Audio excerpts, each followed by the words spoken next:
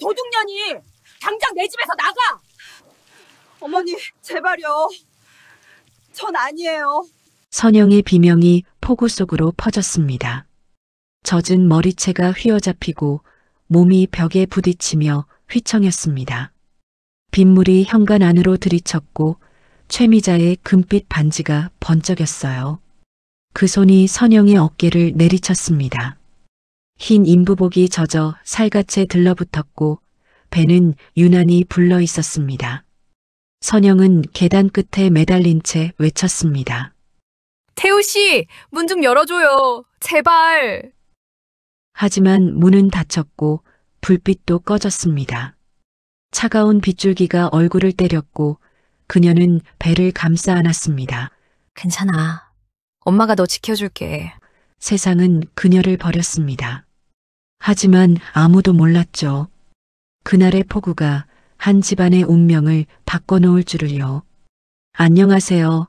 저는 29의 임산부 선영이에요. 누군가의 아내로 또 곧 엄마로 평범하게 살 줄 알았죠. 하지만 그날 이후 제 인생은 완전히 무너졌어요. 폭우 속에서 내던져진 한 여자의 이야기 들어보시겠어요? 오늘도 찾아와 주셔서 감사합니다. 구독과 좋아요로 함께 해주시면 앞으로도 좋은 이야기로 보답드리겠습니다. 부엌은 전쟁터였습니다. 칼날이 도마에 부딪히는 둔탁한 소리, 뜨거운 기름이 튀는 지글거림, 맵싸한 팬 연기가 사방에 자욱했습니다. 저는 앞치마를 단단히 메고 식칼을 쥐었어요. 하지만 임신 6개월 무거워진 배를 받치고 서 있자니 손끝이 파르르 떨려왔습니다. 허리는 끊어질 듯 아프고 다리는 금방 코끼리처럼 부었습니다. 조금만 오래 서 있어도 숨이 턱 막히듯 답답해졌어요. 제사상에 올라갈 음식 하나하나가 저에게는 감히 어길 수 없는 규율처럼 다가왔습니다. 시어머니의 목소리는 규칙을 낭독하듯 차가웠습니다. 조기는 머리 동쪽, 꼬리 서쪽, 홍동백서, 어동육서, 그것도 몰라. 배운 게 그것밖에 안 돼? 날카로운 질책에 심장이 쿵 내려앉았습니다. 저는 황급히 손을 움직여 접시의 방향을 바꾸었습니다.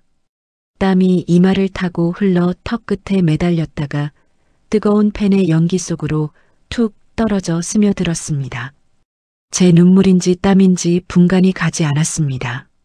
싱크대 옆에는 벌써 3번째로 다듬고 있는 도라지가 쌓여 있었습니다. 처음엔 너무 굵게 찢었다고, 2번째는 너무 가늘게 찢었다고, 이번엔 길이가 들쭉날쭉하다고 다시 하라는 지시가 떨어졌습니다. 그때 초인종 소리가 울렸습니다. 잠시 후 옆집 홍말순 아주머니가 김이 모락모락 나는 미역국 그릇을 들고 부엌으로 들어섰습니다. 말순 아주머니의 손길은 따뜻했고 말투는 조심스러웠어요. 새아가 몸도 무거운데 제사 준비하느라 고생이 많네. 내가 미역국 좀 끓여왔어. 이거라도 좀 먹고 해. 시어머니는 즉시 표정을 바꾸었습니다. 언제 그랬냐는 듯 연극 배우처럼 과장된 목소리로 고맙다고 말했습니다. 어머, 홍보살. 안 그래도 우리 애가 입덧도 못 끝내고 고생하는데 이걸 어째. 마음 써줘서 정말 고마워요. 얼른 이리 앉아. 차라도 한 잔. 하지만 말순 아주머니가 저를 향해 힐끗 던지는 시선에는 숨길 수 없는 연민이 깃들어 있었습니다. 너도 결국 이 지옥에 발을 들였구나 하는 듯한 그 눈빛이었어요. 저는 그 눈빛에 잠깐 숨을 고를 수 있었습니다. 말순 아주머니가 돌아가신 후 시어머니는 곧바로 그 미역국 그릇을 제 앞으로 밀어냈습니다. 이것도 제대로 못 끓이나? 옆집 사람한테 미역국까지 얻어먹게 만들고. 머릿속 한편에선 결혼 전에 행복했던 기대와 낭만이 갈기갈기 찢겨 들어왔습니다. 평생 지켜주겠다던 남편의 목소리, 딸처럼 아껴주겠다던 시어머니의 웃음.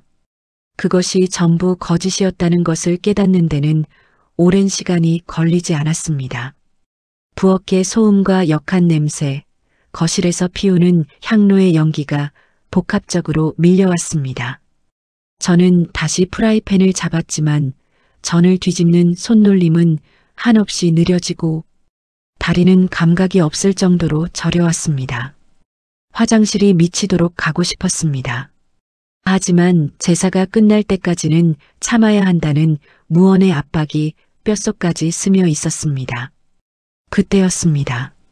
거실에서는 남편 박태우가 소파에 반쯤 누워 TV를 보며 맥주캔을 따는 소리가 들렸습니다. 치익 마이너스하고 경쾌하게 울리는 그 소리는 저에게는 위안이 아니라 저를 더욱 깊은 고립 속으로 밀어넣는 절망의 소리였습니다. 시끄러운 예능 프로그램의 웃음소리가 부엌까지 울려 퍼졌습니다. 저는 기름때 묻은 손으로 남편의 듬직했던 그러나 지금은 한없이 무책임해 보이는 뒷모습을 바라보며 혼잣말을 삼켰습니다. 결혼은 사랑이 아니라 견디는 거라고 했던가 누군가의 그 말이 이렇게 뼈저리게 와닿을 줄은 몰랐습니다. 사랑에서 한 결혼이 이제는 그저 하루하루를 버텨내야 하는 형벌이 되었습니다. 새벽녘이 다 되어서야 제사상이 모두 차려졌습니다. 시어머니는 매서운 눈으로 사소한 것 하나까지 점검했습니다.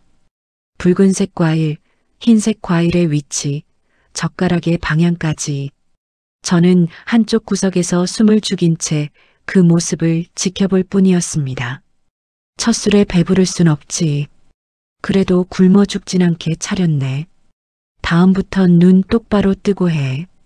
시어머니가 툭 내뱉은 말을 끝으로 제사라는 통과의례는 겨우 끝난 듯 보였습니다. 하지만 저의 허리는 이미 구불대로 굽어 있었습니다. 이 집의 첫 번째 시험은 통과되었을지 모릅니다. 하지만 저는 똑똑히 알고 있었습니다. 이것은 끔찍한 시작일 뿐이라는 것을요. 제사가 끝난 깊은 밤, 집안에는 시든 국화향과 다 식어버린 음식 냄새가 희미하게 남아 있었습니다. 부엌 싱크대에는 산더미처럼 그릇이 쌓여 있었죠. 차가운 물에 손을 담그자 기름때가 엉긴 접시들이 서로 부딪히며 맑지만 처연한 소리를 냈습니다. 그 소리는 마치 이 집안에 갇혀버린 누군가의 한숨처럼 축축한 공기 속으로 퍼져나갔습니다. 저는 임신 6개월 무거워진 배를 힘겹게 싱크대에 기댄 채 그릇을 닦았습니다. 허리와 등줄기가 끊어질 듯 쑤셔왔습니다. 그때였습니다. 문틈 너머로 거실에 계신 시어머니의 목소리가 날카롭게 들려왔습니다. 요즘 것들은 아주 상전이야, 상전. 임신한 게 벼슬이라고 어디 어른들 앞에서 꾀병이나 부리고 내가 저런 걸 며느리라고 들여서 말끝마다 섞인 노골적인 비아냥이 제 귀를 사정없이 찢었습니다. 고무장갑을 낀 손이 그대로 멈췄습니다. 거실 TV에서는 요란한 예능 프로그램의 환호성이 폭죽처럼 터졌지만 그 어떤 소리도 저에게는 닿지 않았습니다. 시끄러운 웃음소리 사이로 오직 저의 거친 숨소리만이 이 차가운 부엌을 메우고 있었습니다. 그릇을 다 닦고 거실로 나왔을 때 남편은 여전히 소파에 앉아 무표정한 얼굴로 화면만 보고 있었습니다. 저는 그 옆으로 다가가 마지막 남은 용기를 쥐어짜내 조심스레 물었습니다. 여보, 나 할 말 있어요. 우리 얘기 좀 해요. 남편은 저에게 시선 한 번 주지 않은 채 화면에 눈을 고정하고 말했습니다. 아, 피곤해. 좀 쉬자. 내일 얘기해. 그 내일은 언제나처럼 결코 오지 않았습니다. 그 차가운 옆모습을 보는 순간 머릿속엔 아주 오래전 행복했던 프로포즈 장면이 불꽃처럼 스쳤습니다. 퇴근 후 불빛이 반짝이던 한강 다리 아래에서 그가 제 손을 잡고 했던 말. 선영아, 나만 믿어. 내가 평생 지켜줄게. 그 굳건했던 약속이 지금 이 순간에는 세상에서 가장 잔인한 거짓말처럼 들렸습니다. 저는 젖은 수건으로 제 사상을 닦으며 목구멍까지 차오른 말을 삼켰습니다. 평생? 도대체 누구를 지킨다는 거였을까요? 당신의 엄마? 아니면 이 집안의 평화?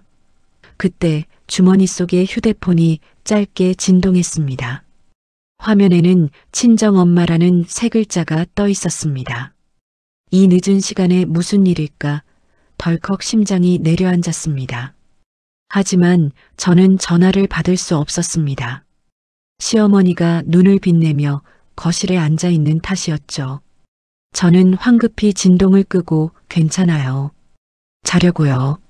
내일 전화할게요라는 짧은 문자를 남겼습니다. 문자를 보내는 손끝이 수치심과 죄책감으로 파르르 떨렸습니다. 방으로 들어가 불을 껐습니다. 어둠 속에 눕자 하루 종일 참아왔던 피로가 온몸을 짓눌렀습니다. 남편은 이미 벽을 보고 돌아누워 가느다란 숨소리를 내뱉고 있었습니다. 그 등을 돌린 뒷모습이 저와 남편 사이에 건널 수 없는 강처럼 느껴졌습니다. 저는 천장을 바라보았습니다. 창밖 가로등 불빛이 희미하게 천장에 비쳐 마치 잔물결처럼 흔들리고 있었습니다. 제 눈동자에도 그 불빛이 고스란히 담겨 일렁였습니다. 저는 가만히 배를 쓸어 안으며 뱃속의 아이에게 속삭였습니다. 아가야, 엄마가 너를 행복하게 못 키워줄 것 같아. 미안해, 정말 미안해. 바로 그 순간이었습니다. 뱃속의 아이가 마치 제 슬픔의 대답이라도 하듯 작게 움직였습니다. 그 미세한 태동이, 그 작은 생명의 몸짓이 제가 애써 막고 있던 눈물의 둑을 터뜨렸습니다. 소리 없는 눈물이 베개를 차갑게 적셨습니다. 다음 날 아침 어김없이 시어머니의 잔소리가 시작되었습니다. 일어났으면 밥부터 해야지. 멍하니 뭐해? 그리고 어제 설거지는 왜 아직도 쌓아놨어? 게을러 터져가지고. 어젯밤 늦도록 모든 것을 치웠음에도 아침은 또 다른 시작이었습니다. 저녁이 되면 또 같은 말이 반복될 것입니다. 저는 묵묵히 대답을 삼키며 시들어버린 국화꽃 한 송이를 들어 쓰레기통에 버렸습니다. 바싹 마른 국화의 잎이 힘없이 부서지는 순간 제 마음속에서도 무언가가 함께 산산조각 나며 떨어져 내렸습니다. 남편은 그런 저를 곁눈질로 보며 말했습니다. 엄마가 원래 그래. 그냥 좀 이해해줘. 우리 엄마 인생도 쉽지 않았거든. 그 한마디는 이해를 바라는 말이 아니었습니다. 그것은 저더러 그만 포기하라는, 이 부당함을 받아들이라는 무책임한 회피였습니다. 저는 아무 대답도 하지 않았습니다. 그저 다시 고무장갑을 끼고 남은 접시를 닦기 시작했습니다. 달그락, 달그락. 어젯밤과 똑같은 소리가 부엌에 다시 울려 퍼졌습니다. 하지만 그것은 깨지지 않은 그릇의 소리가 아니었습니다. 그것은 더 이상 버티지 못하고 조용히 금이 가기 시작한 제 마음의 소리였습니다. 사흘 뒤 시어머니는 산부인과에 같이 가자고 했습니다. 오늘이 정기검진 날이었습니다. 저는 혼자 가려 했지만 시어머니가 막무가내로 따라 나섰습니다. 내가 같이 가야지. 아들인지 딸인지 확인해야 되잖아. 현관을 나서는 시어머니의 발걸음은 단호했습니다. 저는 그 뒷모습을 보며 가슴이 답답해졌습니다. 아침 햇살이 눈부셨지만 제 마음은 어둠 속이었습니다. 버스 정류장까지 걸어가는 동안 시어머니는 계속 말했습니다. 우리 집안 며느리들은 다 아들을 낳았다는 이야기, 첫째가 딸이면 안 된다는 이야기. 저는 묵묵히 듣기만 했습니다. 아니, 들은 척만 했습니다. 병원 산부인과 대기실은 임산부들로 가득했습니다. 분홍색 인부복을 입은 여자, 배를 쓸어내리는 남편과 함께 온 여자, 친정 엄마와 함께 온 여자. 행복해 보이는 얼굴들, 따뜻한 손길들. 저는 그 모습들을 보며 괜히 마음이 쓰렸습니다. 시어머니는 옆 사람과 대화를 시작했습니다. 우리 며느리는 이번이 처세예요. 아들 낳아야 하는데 걱정이네. 옆 사람이 웃으며 대답했습니다. 요즘은 딸도 좋잖아요. 시어머니의 얼굴이 굳어지며 말했습니다. 딸이 뭐가 좋아요? 시집가면 남의 집 식구인데 우리 집안은 대대로 아들만 낳았어요. 저는 고개를 숙였습니다. 귀가 뜨거워지고 목이 메었습니다. 주변의 시선이 제게 쏟아지는 것 같았습니다. 대기실의 공기가 무겁게 가라앉았고 옆 사람은 어색하게 웃으며 자리를 옮겼습니다. 저는 그 모습을 보며 더욱 작아지는 기분이었습니다. 잠시 후 제 이름이 호명되었습니다. 박선영님, 간호사의 목소리가 대기실에 울려 퍼졌습니다. 진료실에 들어가자 의사 선생님이 초음파를 보여주었습니다. 화면 속에서 작은 심장이 쿵쿵 뛰고 있었습니다. 조그만 손이 움직이는 게 보였고 발도 꼼지락거렸습니다.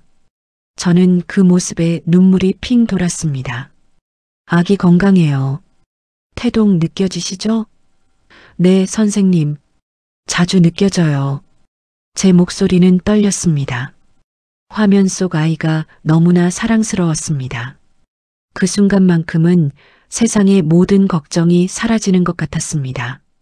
혈압도 정상이고 체중 증가도 적정 수준이에요. 잘 관리하고 계시네요. 감사합니다, 선생님. 하지만 시어머니가 끼어들었습니다. 선생님, 아들이에요, 딸이에요? 미리 좀 알 수 없나요? 의사 선생님이 난처한 표정을 지으며 말했습니다. 법적으로 성별고지는 32주 이후에만 가능합니다. 그럼 개인적으로라도 좀 알려주세요. 제발요. 죄송합니다. 규정상 어렵습니다. 시어머니는 불만스러운 얼굴로 입술을 삐죽이며 진료실을 나섰습니다. 저는 의사 선생님께 죄송하다는 눈빛을 보낸 후 황급히 뒤따라갔습니다. 시어머니는 계속 불만을 토로했습니다. 요즘 의사들은 융통성이 없다고, 예전에는 다 알려줬다고. 돌아오는 길 차 안에서 시어머니가 말했습니다. 딸 낳으면 어쩌려고? 우리 집안대가 끊기는 건데. 저는 창밖을 바라봤습니다. 차창에 빗방울이 맺혔고 그 빗방울이 흘러내리는 모습이 마치 눈물 같았습니다. 내가 무엇이든 괜찮아. 엄마는 너를 미워하지 않을 거야. 그렇게 집에 돌아오자 남편이 물었습니다. 병원 다녀왔어? 아기 괜찮대? 응, 건강하대. 그래, 다행이다. 남편은 그 말만 하고 다시 휴대폰을 봤습니다. 화면에선 게임 소리가 요란하게 울려 퍼졌습니다. 빵, 빵, 총소리가 나고 승리 하는 효과음이 들렸습니다. 저는 그 모습을 보며 한숨을 삼켰습니다. 남편은 제가 얼마나 힘든지, 오늘 병원에서 무슨 일이 있었는지 묻지 않았습니다. 시어머니는 부엌으로 저를 불렀습니다. 선영아, 와봐. 저는 부엌으로 들어갔습니다. 시어머니는 냉장고를 가리켰습니다. 냉장고 정리 좀 해. 임신했다고 집안일 안 하는 건 아니잖아. 네, 어머님. 저는 냉장고 앞에 쪼그리고 앉았습니다. 배가 불러서 자세가 불편했고 허리가 뻐근하게 아팠습니다. 무릎이 시큰거렸고 숨을 쉴 때마다 배가 눌렸습니다. 그때 핸드폰이 진동했습니다. 친정 엄마였습니다. 저는 황급히 화장실로 들어가 조용히 받았습니다. 문을 잠그고 변기 뚜껑을 덮어 앉았습니다. 엄마 선영아, 괜찮아? 목소리가 왜 그래? 괜찮아요. 그냥 좀 피곤해서요. 요즘 통 연락이 안 되던데 무슨 일 있는 거 아니지? 아니에요, 엄마. 정말 괜찮아요. 걱정 마세요. 거짓말이었습니다. 괜찮지 않았습니다. 하지만 엄마한테 말할 수 없었습니다. 말하면 엄마가 걱정할 테니까. 말하면 엄마가 달려올 테니까. 그러면 더 복잡해질 테니까. 병원은 갔어? 아기는 건강하고? 네, 오늘 다녀왔어요. 건강하대요. 다행이다. 몸 무리하지 말고 힘들면 꼭 말해. 알았지? 네, 엄마. 알았어요. 전화를 끊고 거울을 봤습니다. 초췌한 얼굴이 비쳤습니다. 눈 밑에 다크서클이 짙게 내려앉아 있었고 입술은 바짝 말라 갈라져 있었습니다. 볼은 살이 빠져 움푹 들어갔고 머리카락은 윤기를 잃어 푸석거렸습니다. 이게 정말 나인가? 결혼 전 사진 속에 밝게 웃던 그 여자는 어디로 갔을까? 저는 물로 얼굴을 씻고 다시 부엌으로 나갔습니다. 시어머니는 거실에서 TV를 보고 있었고 저는 냉장고 정리를 시작했습니다. 2시간이 흘렀을까요? 밤이 깊어갔습니다. 남편은 말도 없이 벌써 잠들었습니다. 싱크대의 물소리만이 고요를 깼고 그 소리는 마치 제 마음을 씻어내는 것 같았습니다. 설거지를 하며 생각했습니다. 언제까지 이렇게 살아야 할까? 아이가 태어나면 나아질까? 아니면 더 힘들어질까? 그 물소리 속에서 저는 제가 점점 사라지는 기분을 느꼈습니다. 존재하지만 존재하지 않는 사람처럼 보이지만 보이지 않는 그림자처럼. 이 집에서 저는 며느리도 아내도 아니었습니다. 그저 일하는 기계였습니다. 하지만 이 집에서 이 지옥 같은 곳에서 그래도 내 아이만큼은 지켜내겠다는 절실함이 있었습니다. 제사가 끝난 지 얼마 안 돼 저는 또다시 아침부터 재래시장 골목을 걷고 있었습니다. 해가 중천에 뜨기 전에 돌아오라는 시어머니의 엄명이 있었기 때문입니다. 손에는 오늘 저녁 손님 치러야 하니 똑바로 사오라며 빽빽하게 적어준 목록이 들려 있었죠. 시장 바닥은 어제 내린 비로 질척거렸습니다. 튀김 기름 냄새와 역한 생선 비린내, 온갖 채소가 뿜어내는 흙냄새가 뒤엉켜 머리가 지끈거렸습니다. 확성기를 타고 울리는 호객 소리들은 귀를 날카롭게 찔렀습니다. 자, 골라. 골라. 오늘만 이 가격. 저는 임신 6개월 무거운 배를 한 손으로 받치고 사람들 사이를 비집고 다녔습니다. 시어머니가 적어준 목록을 따라 무, 배추, 고등어, 돼지고기, 두부 장바구니는 금세 돌덩이처럼 무거워졌고 어깨를 파고드는 무게에 숨이 턱 막혔습니다. 한 생선 가게 앞에서 잠시 걸음을 멈추고 숨을 골랐습니다. 허리가 끊어질 것 같았습니다. 발목은 이미 퉁퉁 부어 신발이 작게 느껴졌죠. 하지만 제 주변의 그 누구도 배가 남산만한 임산부가 땀을 비오듯 흘리며 서 있는 것을 신경 쓰지 않았습니다. 사람들은 저를 무심하게 스쳐 지나갔고 몇몇은 귀찮다는 듯 어깨를 치고 지나가기도 했습니다. 아줌마, 길 막지 말고 비켜요. 바빠 죽겠는데. 저는 죄인처럼 황급히 고개를 숙이고 다시 걸음을 옮겼습니다. 죄송합니다라는 말이 목구멍까지 차올랐지만 소리가 나오지 않았습니다. 정육점 앞에서 삼겹살 포장을 기다리던 바로 그 순간이었습니다. 시끄럽던 시장의 소리가 갑자기 아득하게 멀어지는 것 같았습니다. 눈앞이 하얗게 변했다가 까만 점들이 수없이 떠다니기 시작했습니다. 귀에서는 B- 하는 날카로운 이명이 울렸습니다. 지갑을 꺼내려던 손이 제 의지와 상관없이 파르르 떨렸습니다.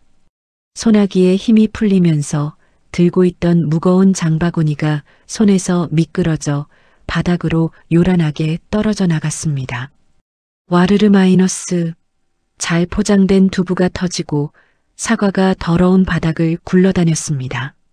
몸이 휘청이며 저는 그대로 차갑고 질척한 시장 바닥으로 쓰러졌습니다. 쿵 하고 머리를 부딪히지는 않았지만 온몸의 충격이 뱃속의 아이에게 전해지는 것 같아 정신이 아찔했습니다. 주변이 순간 소란스러워졌습니다. 웅성거리는 소리들, 저를 둘러싼 사람들의 발이 보였습니다. 웬일이야, 사람이 쓰러졌네. 젊은 사람이 왜 저래? 술 마셨나? 어머, 배 나온 것 좀 봐. 임산부 아냐? 수많은 시선이 저를 향했지만 그뿐이었습니다. 그들은 그저 구경거리라도 난 듯 저를 내려다볼 뿐 아무도 손을 내밀지 않았습니다. 대부분은 시선만 잠깐 주고는 똥이라도 밟은 듯 인상을 쓰며 제 갈 길을 갔습니다. 저는 그저 이 도시의 거대한 무관심 속으로 가라앉고 있었습니다. 수치심과 절망감에 눈앞이 다시 한번 캄캄해졌습니다. 그때였습니다. 야채 가게 주인인 듯한 한 아주머니가 사람들 사이를 거칠게 헤치고 달려왔습니다. 어머나, 세상에, 임산부가 쓰러졌잖아. 다들 눈은 폼으로 달고 다녀. 사람이 쓰러졌는데 구경만 하고 있어? 119 부를 거 아니면 당장 안 비켜. 우렁찬 목소리에 사람들이 주춤하며 길을 텄습니다. 그녀가 바로 장복남 씨였습니다. 복남 씨는 흙 묻은 장갑을 낀 채 제 팔을 조심스럽게 잡아 부축했습니다. 아이고, 세댁, 괜찮아요?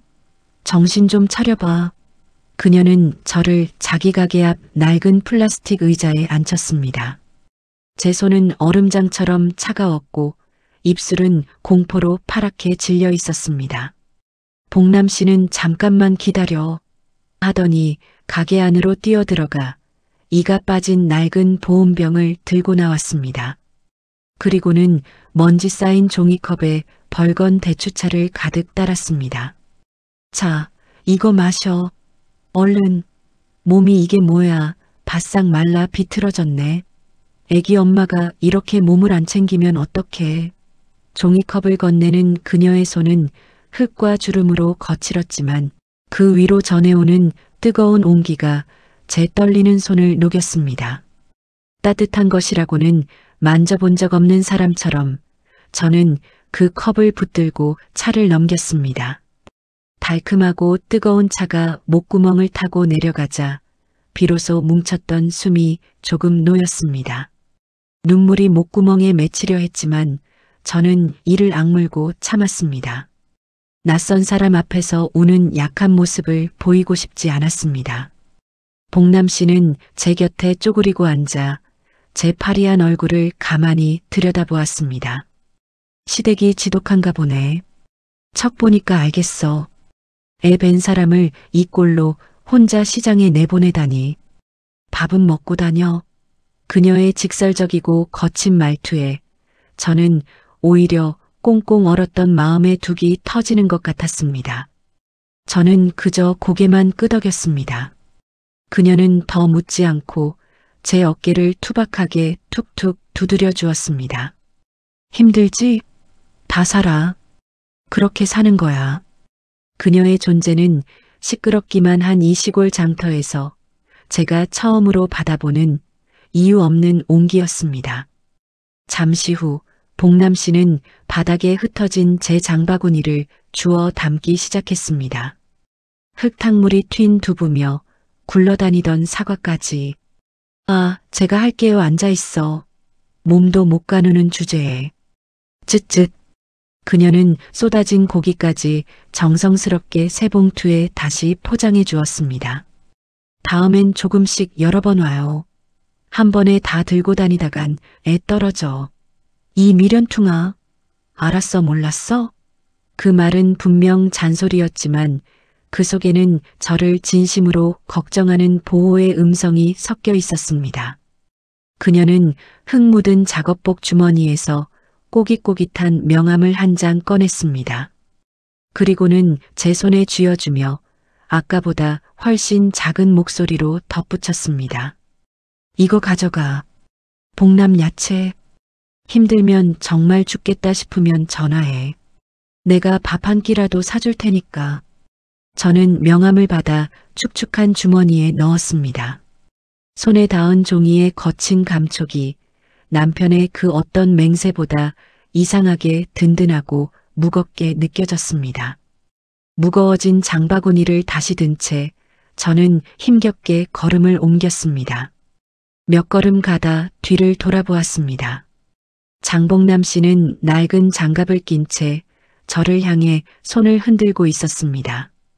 시장의 소음은 다시 일상으로 흘러갔지만 제 가슴 속엔 처음으로 혼자가 아니다라는 작은 불빛이 켜졌습니다. 그 불빛은 훗날 제가 이 지옥을 버티고 일어서는데 가장 중요한 질긴 연대의 씨앗이 되었습니다. 며칠 후 무슨 날인지 시댁 친척들이 집에 모였습니다. 시할아버지 제삿날도 아니고 명절도 아니었는데 말이죠. 그저 친척들끼리 얼굴 보자는 핑계로 모인 자리였습니다. 저는 아침부터 부엌에서 음식을 준비했습니다. 전을 부치고 나물을 무치고 과일을 깎았습니다.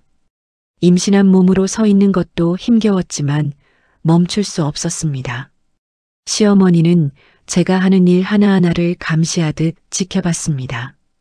과일 저렇게 두껍게 깎으면 어떡해. 아깝게. 저는 왜 이렇게 기름을 많이 부어. 돈이 남아도나.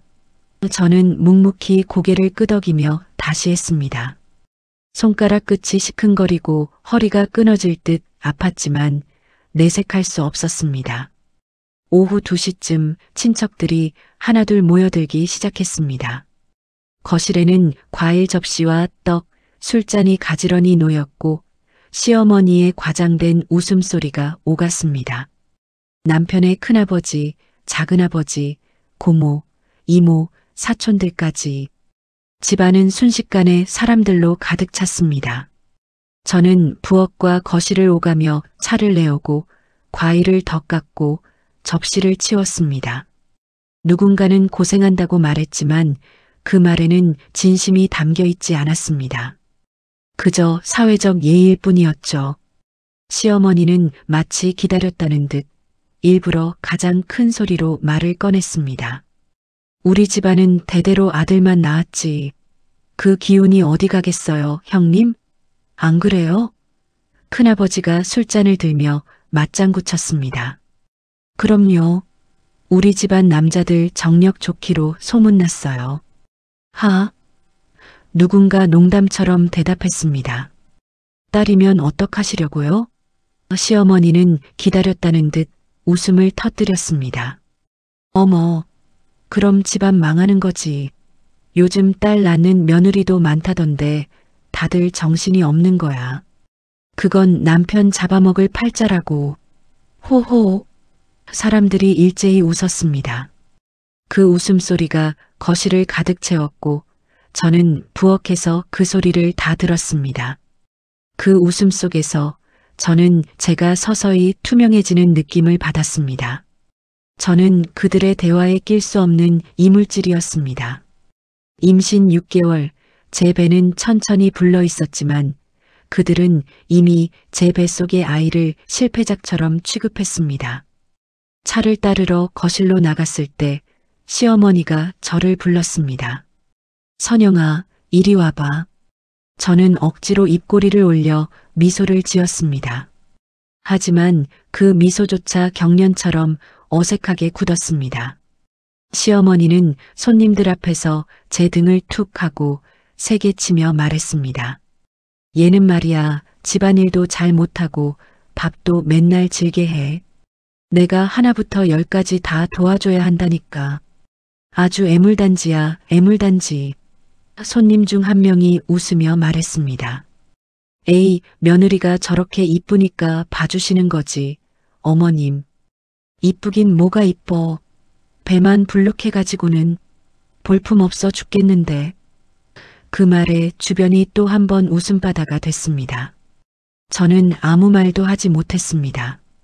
그저 고개를 숙인 채 뱃속의 아이에게 가만히 손을 얹었습니다. 고모 한 분이 말했습니다. 요즘 며느리들은 약해. 우리 때는 임신해도 일 다 하고 살았는데. 맞아요. 나도 큰애 베고 있을 때 김장 200포기 했어요. 저는 입술을 깨물었습니다.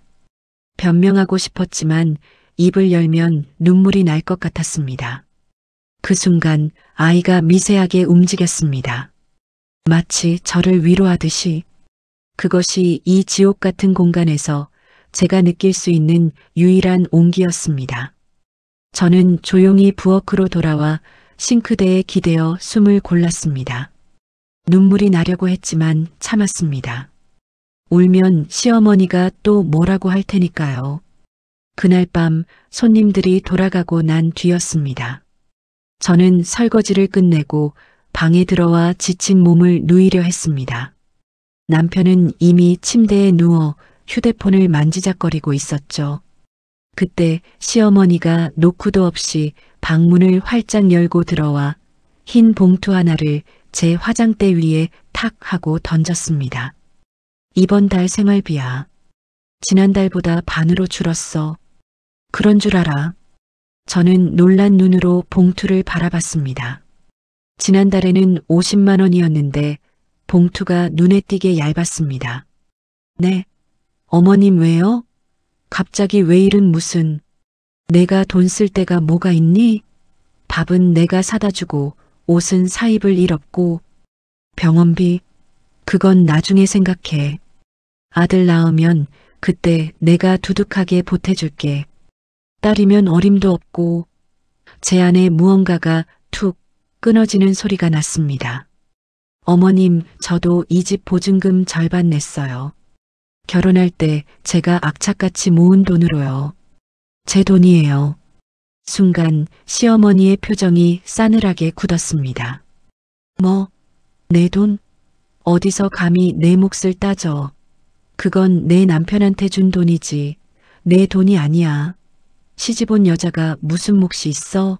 내 남편 돈이 곧 내 돈이고 이 집도 내 집이야. 그 말이 끝나는 순간 제 입술이 바싹 말라붙었습니다. 저는 한때 이 집을 우리의 보금자리라 믿었습니다. 결혼할 때 맞벌이로 모은 돈 절반을 보태 이 집 보증금을 넣으며 얼마나 가슴이 두근댔던가요? 신혼집을 꾸미고 가구를 들이고 커튼을 고르던 그 행복했던 순간들. 그런데 지금 저의 모든 것이 부정당했습니다. 내 몫은 어디에도 없었습니다. 시어머니가 문을 쾅 닫고 나간 후 저는 침대에 누워 이 모든 것을 듣고도 모르는 척 휴대폰만 만지작거리는 남편의 무심한 옆모습을 바라보았습니다. 여보, 제가 조용히 불렀지만 남편은 대답하지 않았습니다. 게임 소리만 요란하게 울렸습니다. 저는 조용히 일어나 화장대 위에 봉투를 집어들었습니다. 열어보니 25만 원이 들어 있었습니다. 정말 절반이었습니다. 불을 끄고 누웠지만 잠은 오지 않았습니다. 천장에 반사된 가로등 불빛이 천천히 흔들렸습니다. 그 일렁이는 그림자 속에서 선영이라는 제 자신이 점점 사라지는 기분을 느꼈습니다. 눈가가 뜨거워졌습니다. 밖에서는 여전히 TV 소리와 시어머니의 낮은 목소리가 섞여 들려왔습니다. 아마 남편 아버지와 이야기하는 모양이었습니다. 저는 천천히 눈을 감았습니다. 숨소리만 가득한 어둠 속에서 저는 결심했습니다. 이 아이만큼은 제 목숨을 걸어서라도 이 집안의 관계로부터 절대 상처받게 두지 않겠다고. 그 결심은 작고 미약했지만 거대한 폭풍이 되기 위한 저의 첫 숨결이었습니다. 폭풍 전야처럼 오늘따라 집안은 기묘하게 조용했습니다. 저는 그저 숨을 죽인 채 이 고요함이 제발 조금이라도 더 길게 이어지기만을 바랐습니다. 하지만 그 덧없는 평화는 그리 오래가지 않았습니다. 어느 이른 아침 제가 부엌에서 아침밥을 짓고 있을 때였습니다.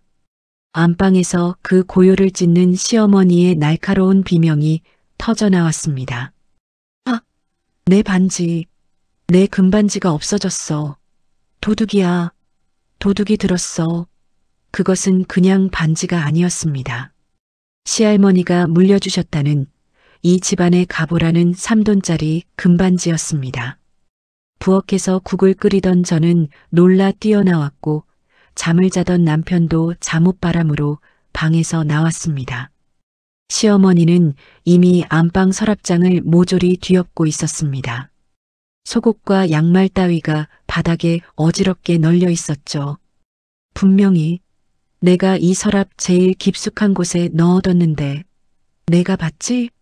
어제 여기 청소하면서 만졌잖아. 당장 내놔. 그녀의 눈은 이미 이성을 잃고 붉게 충혈되어 있었습니다. 그리고 그 시선은 한치의 망설임도 없이 곧장 저에게로 향해 박혔습니다.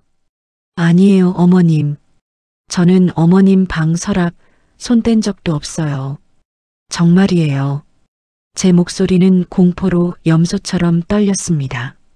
뭐, 손댄 적이 없어? 이 집에서 내 방 자유롭게 들락거리는 사람이 너 말고 누가 있어?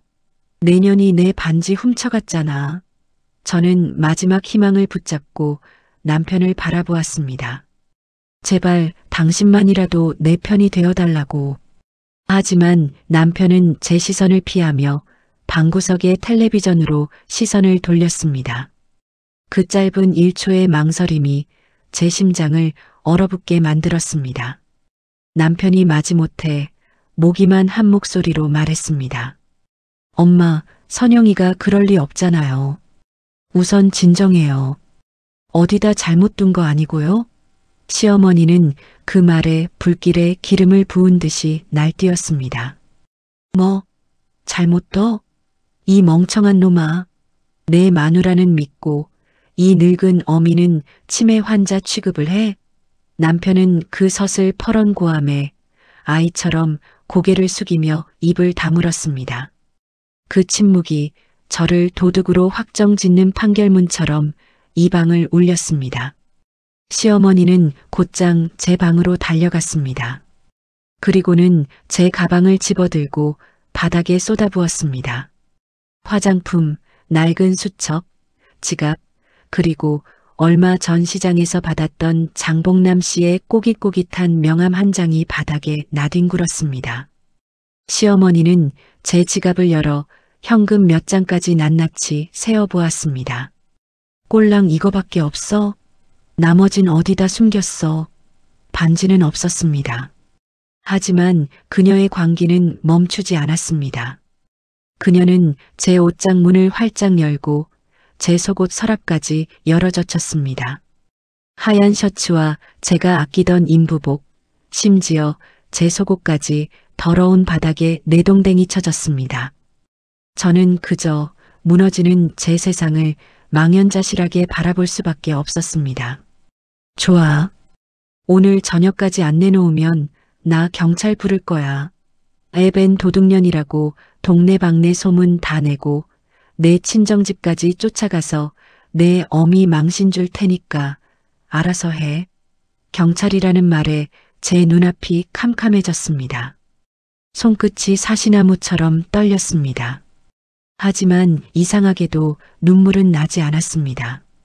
저는 그저 허리를 숙이고 바닥에 널브러진 제 속옷가지를 하나하나 주워 담았습니다. 임신 6개월, 배가 딱딱하게 뭉치며 당겼습니다. 숨이 막혔습니다. 그날 저녁 식탁은 지옥 그 자체였습니다. 시어머니는 저를 벌레 보듯 쳐다보며 제 밥상만 따로 부엌 구석, 개수대 앞에 차리게 했습니다. 도둑년하고는 겸상 못해. 남편은 그 모든 것을 외면한 채 밥알을 씹는 소리만 우적우적 냈습니다. 그 소리가 제 신경을 갉아먹는 것 같았습니다. 밤이 깊었지만 잠을 이룰 수 없었습니다. 뱃속의 아이는 뭐가 불안한지 계속해서 발길질을 해댔습니다. 지금 엄마한테 전화하면 당장 달려오시겠지. 하지만 이 꼴을 보이면 차마 그럴 수 없었습니다. 저는 그저 젖은 베개를 끌어안고 소리 없이 울었습니다. 몇 시간이 지났을까요? 초인종이 울렸습니다. 옆집의 홍말순 아주머니였습니다. 반찬을 나눠주러 오신 듯 냄비를 들고 있었습니다. 문을 열자 그녀는 폭탄이라도 맞은 듯 난장판이 된 거실을 보고 입을 떡 벌렸습니다. 어머나, 이게 다 무슨 일이야? 집안에 웬 난리가 났어. 도둑이 든 거야? 도둑이라는 그 한마디에 어젯밤부터 억지로 눌러왔던 울음이 복물 터지듯 터져 나왔습니다. 저는 아주머니를 붙잡고 아이처럼 서럽게 울었습니다. 아이고 새댁, 쯧쯧 괜찮아. 울지마. 아주머니는 저를 안아주며 등을 두드려 주었습니다. 시어머니가 워낙 괄괄하셔야지. 힘내, 응? 하지만 제 눈동자에는 그 어떤 믿음도 남아있지 않았습니다. 깊은 두려움과 남편에 대한 지독한 배신감, 그리고 시어머니에 대한 증오만이 이글거렸습니다. 저는 이 집에서 더 이상 며느리가 아니었습니다. 저는 금반지를 훔친 도둑년이었습니다. 남편조차 저를 믿어주지 않는 이 거대한 감옥에서 저는 뱃속의 아이와 단둘이 남겨졌습니다. 그날 밤 창밖에는 기어코 비가 내리기 시작했습니다. 조용히 그러나 아주 불길하게. 그것은 이 집에서 제가 맞이할 새로운 지옥의 본격적인 서막 같았습니다. 밤새 내리던 비는 새벽이 되어 세상을 삼킬 듯한 폭우로 변했습니다. 우르르 쾅 하고 천둥이 울릴 때마다 낡은 창문이 위태롭게 떨렸습니다. 저는 거실불도 켜지 않은 채 차가운 바닥에 웅크리고 앉아 있었습니다. 도둑이라는 누명, 그 끔찍한 모욕감에 밤새 한숨도 잠들지 못했죠. 그때였습니다. 어둠 속에서 시어머니의 발소리가 들려왔습니다. 밤새 생각은 좀 해봤니? 내 반지 찾았어? 저는 고개를 숙인 채 간신히 대답했습니다. 아직 못 찾았어요. 저는 정말 안 가져갔어요. 그 한마디에 시어머니의 얼굴이 흉측하게 일그러졌습니다. 뭐, 아직도 발뺌이야?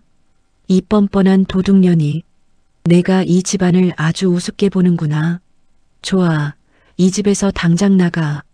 그녀의 목소리가 번개처럼 날카롭게 거실을 찢었습니다. 저는 그 말에 벌떡 일어났습니다. 안 나가요.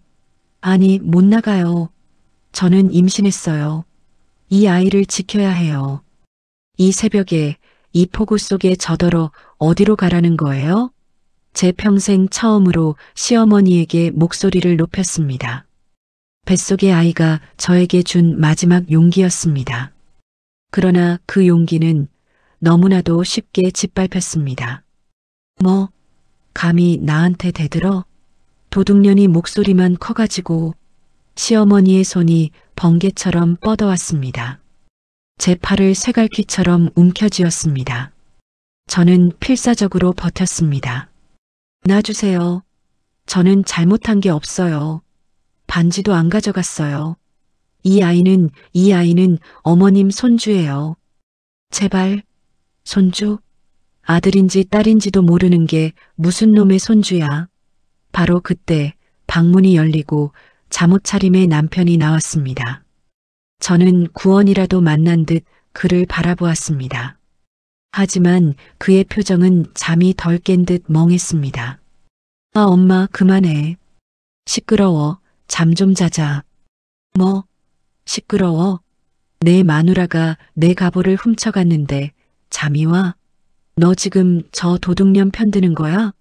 남편은 입을 열려다 저와 시어머니의 얼굴을 번갈아 보더니 깊은 한숨을 내쉬었습니다. 하, 일단 나가 있어, 선영아. 비 그치면 그때 얘기해. 그 한마디에 제 심장이 바닥으로 떨어졌습니다. 나가 있어. 그 말은 저를 버리겠다는 선고였습니다. 당신도 날 못 믿는 거야? 내가 정말 훔쳤다고 생각해? 대답은 없었습니다. 그는 제 절박한 시선을 피한 채 방으로 다시 들어가 문을 닫아버렸습니다. 달칵 하고 문이 잠기는 소리가 제 결혼 생활이 끝났음을 알리는 소리처럼 들렸습니다. 남편이라는 마지막 방패가 사라지자 시어머니는 악기처럼 변했습니다. 꼴 좋다. 내 서방도 널 버렸어. 이제 볼 일 없으니 당장 꺼져. 그녀의 손이 다시 날아왔습니다. 이번에는 제 머리채를 움켜쥐었습니다. 두피가 찢어지는 듯한 고통에 저는 비명을 질렀습니다. 아, 아파요. 놔주세요. 제발. 배가 시끄러워. 이 집에 한 발자국도 못 두고 볼 수 없어. 당장 꺼져. 시어머니는 임신 6개월의 저를 짐승처럼 끌고 현관으로 갔습니다. 현관문이 열리자 폭우가 굉음과 함께 집 안으로 쏟아져 들어왔습니다. 차가운 빗물이 순식간에 제 발등을 덮었습니다.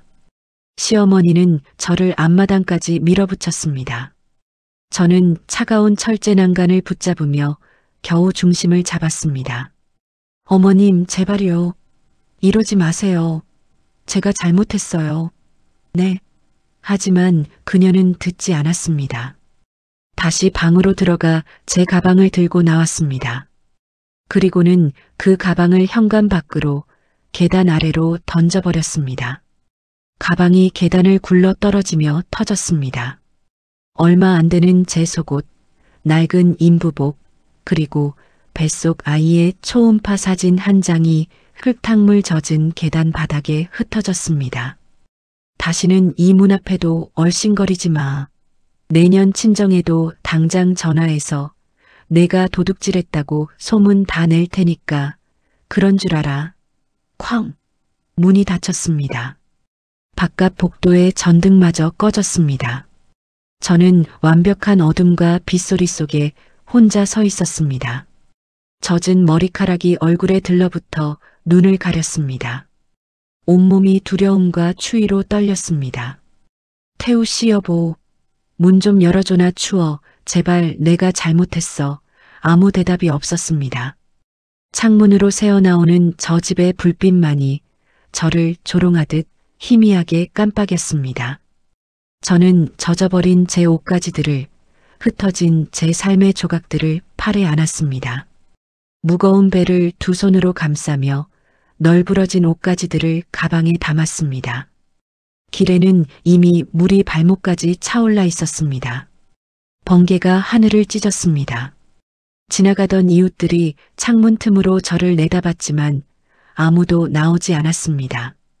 가로등 밑에서 잠시 멈춘 저는 차갑게 식어가는 배를 어루만졌습니다. 아이가 미동도 하지 않았습니다. 미안해 아가야, 엄마가 너를 꼭 지켜줄게. 그 말이 빗속으로 처절하게 흩어졌습니다. 결혼은 견디는 것이라고 했던가요? 저는 견뎠지만 돌아온 것은 추방이었습니다. 그때였습니다. 빗물에 젖은 옷주머니 속에서 바스락거리는 종이의 감촉이 느껴졌습니다. 며칠 전 시장에서 받았던 장복남 씨의 명함이었습니다. 힘들면 정말 죽겠다 싶으면 전화해. 그녀의 거칠지만 따뜻했던 목소리가 귓가에 울리는 듯 했습니다. 저는 지금 정말 죽을 것 같았습니다. 이 지독한 결혼 생활을 견디는 것은 이제 끝났습니다. 저는 버려졌습니다. 이제 저에게 남은 길은 하나뿐이었습니다. 저는 젖은 초음파 사진을 품에 안고 빗물이 불어난 어둠 속을 다시 걷기 시작했습니다. 복남 씨의 야채 가게가 있는 시장을 향해서. 그것은 도망이 아니었습니다. 제 아이를 지키기 위한 저의 첫 번째 싸움의 시작이었습니다. 새벽 2시, 세상의 모든 소리가 빗소리에 잠식당한 시간이었습니다. 저는 집에서 쫓겨난 그 꼴 그대로 24시간 편의점 앞 플라스틱 벤치에 웅크리고 앉아 있었습니다. 쨍하고 울리는 네온 불빛이 굵은 빗줄기를 노랗게 물들이며 제 비참한 신세를 적나라하게 비추고 있었죠. 임신 6개월, 빗물에 흠뻑 젖은 옷이 피부에 들러붙어 불러온 배의 윤곽이 더욱 도드라졌습니다. 계단 밑으로 던져졌던 짐가방은 제 옆에서 함께 비를 맞으며 떨고 있었습니다. 편의점 안에서는 인공적인 플라스틱 향과 빵 굽는 냄새, 커피 향이 섞여 흘러나왔지만 저에게는 그저 먼 세상의 이야기였습니다. 캔 음료 냉장고에 윙마이너스 하는 기계음만이 빗소리를 뚫고 제 고막을 단조롭게 채웠습니다. 저는 주머니 속 휴대폰을 꺼내 들었습니다. 배터리는 30%, 충전기는 그 지옥 같은 집에 두고 나왔습니다. 전화번호부를 열었습니다. 화면을 타고 빗물이 흘러내렸습니다. 엄마. 그 이름을 손가락으로 수십 번 맴돌렸습니다. 하지만 차마 통화 버튼을 누르지 못했습니다. 이 새벽에 쫓겨났다고, 그것도 도둑 취급을 당했다고 제가 어떤 말로 이 상황을 설명해야 할까요? 엄마, 나 도둑년 됐어. 이 말을 어떻게 입 밖으로 낼 수 있을까요? 친정 엄마의 실망으로 무너져 내릴 얼굴이 눈앞에 선했습니다. 친구들의 이름도 스쳐 지나갔습니다. 행복하게 잘 사는 줄 알았던 제 결혼 생활이 사실은 썩어 문드러진 시궁창이었다는 것을 알리고 싶지 않았습니다. 통화 버튼을 누를 듯 말 듯 망설이다가 화면을 끄고 다시 켤 듯 하다가 또 끄는 행위가 바보처럼 반복되었습니다. 제 자신이 너무나도 한심했습니다. 결국 저는 휴대폰 전원을 완전히 꺼버렸습니다. 그리고 빗소리에 묻힐 만큼 낮은 목소리로 중얼거렸습니다. 엄마, 미안해요. 나나 더는 못하겠어요. 정말 못하겠어. 뱃속의 아이가 불안한 듯 배를 찼습니다.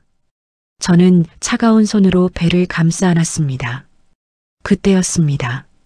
편의점 문이 열리는 소리가 들렸습니다. 고개를 들자 20살쯤 되어 보이는 피곤에 절은 얼굴의 아르바이트생이 저를 물끄러미 바라보고 있었습니다. 그는 잠시 망설이다가 저에게 다가와 따뜻한 캔커피와 우산 하나를 불쑥 내밀었습니다. 저 이거라도 쓰시고 커피는 따뜻할 때 드세요. 그러다 큰일 나요. 그 낯선 이의 작은 동정. 그 캔의 뜨거운 온기와 달콤한 설탕 향이 얼어붙은 제 손바닥을 데웠습니다. 그 온기가 제 심장까지 전해지는 순간 저는 어깨를 들썩이며 울음을 터뜨리고 말았습니다. 괜찮다고 수없이 되뇌었지만 눈물은 멈추지 않았습니다. 제가 짐승처럼 울고 있을 때였습니다. 빗속에서 익숙한 목소리가 들려왔습니다. 어머, 저기 저거 새댁 아니야? 여보, 저기 좀 봐. 고개를 들자 우산을 쓰고 나타난 것은 다름 아닌 옆집의 홍말순 아주머니였습니다. 늦은 시간까지 식당 일을 하고 돌아오시는 길이었습니다. 아니, 새댁, 이 꼴이 뭐야? 세상에, 그 노망난 할망구가 진짜 쫓아냈어. 이 비 오는데 애벤 사람을. 말순 아주머니는 놀란 얼굴로 달려와 자신의 우산 속으로 저를 끌어당겼습니다. 그리고는 제 짐가방을 거칠게 빼앗아 들었습니다. 미쳤어. 노인네가 곱게 늙어야지. 아유, 이러지 말고 오늘은 우리 집에서 자. 아주머니의 남편분도 차에서 내려다가 왔습니다. 아이고, 쯧쯧 우리 시집간 딸 같아서 그냥 못 보겠네. 여보, 얼른 모셔와. 이러다 큰일 나겠어. 말순 아주머니는 제 팔을 부축해 자신의 집으로 이끌었습니다. 편의점의 노란 불빛이 어깨 너머로 멀어지고 빗줄기만 남은 밤거리에 우리 세 사람의 그림자가 위태롭게 겹쳐졌습니다. 아주머니의 집 현관문을 여는 순간 따뜻한 온기와 함께 구수한 국물 냄새가 제 얼굴을 감쌌습니다. 시댁의 그 지독한 기름 냄새와는 다른 사람 사는 냄새였습니다. 얼른 이리 와. 젖은 옷 당장 벗어. 아주머니는 저를 욕실로 밀어넣고 마른 수건과 자신의 딸이 입던 넉넉한 옷을 건네주었습니다. 수건으로 얼음장 같던 몸을 닦고 마른 옷으로 갈아입는 동안 밖에서 아주머니가 남편에게 속삭이는 소리가 들렸습니다. 당신은 나가서 따뜻한 콩나물 국밥이라도 2그릇 사와요. 저러다 죽어. 저는 처음으로 이 지독한 결혼을 시작한 이래 처음으로 완벽한 안전함을 느꼈습니다. 아주머니는 말이 많지 않았습니다. 그저 묵묵히 제 젖은 머리를 닦아주고 뜨끈한 아랫목에 저를 앉혔습니다. 부드러운 솜니불의 감촉이 느껴졌습니다. 차갑고 딱딱한 시댁의 바닥과는 비교도 되지 않았습니다. 촉각으로 전해지는 그 따뜻한 온기 하나가 벼랑 끝에 몰렸던 저에게 얼마나 큰 위안이 되는지 새삼 알게 되었습니다.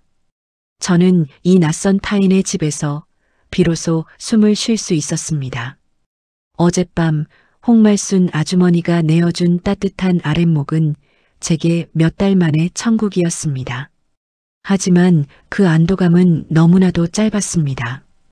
다음 날 아침 저는 침대에서 잠을 깼습니다.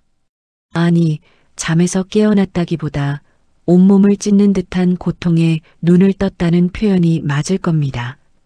허리가 끊어질 듯 아파왔고 배가 딱딱하게 돌처럼 뭉치며 아래로 쏟아져 내리는 듯한 통증이 밀려왔습니다. 식은 땀이 비 오듯 흘러 이불을 적셨습니다. 세댁, 왜 그래? 얼굴이 하얗게 질렸어. 제 신음소리를 듣고 달려온 말순 아주머니가 제 얼굴을 보더니 기겁을 했습니다.